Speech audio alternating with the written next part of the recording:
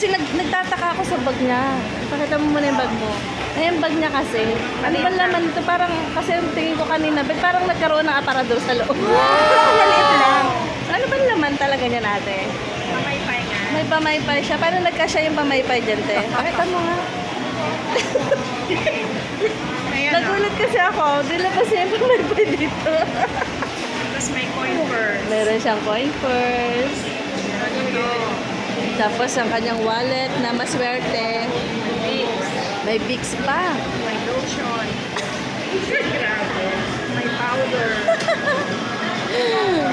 May charger. Ay, grabe na yan. Yan. Ano naman ang pouch mo? May lipstick, may powder, concealer, mga nasa ilong, earbag. Ay, grabe. Ang daming laman.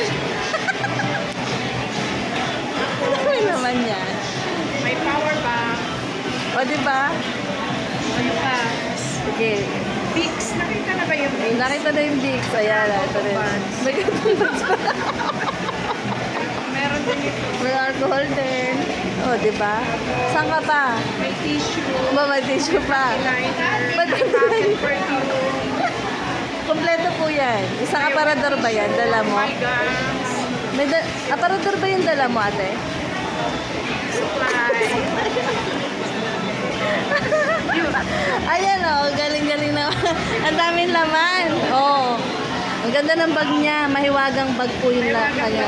Kaya kung order po kayo, speaking of order, nagbebenta po siya ng bag. Yan, kung gusto niyo po niyan, ayan o, order na po kayo ng mahiwagang bag. Marami siyang laman. Diba? Thank you.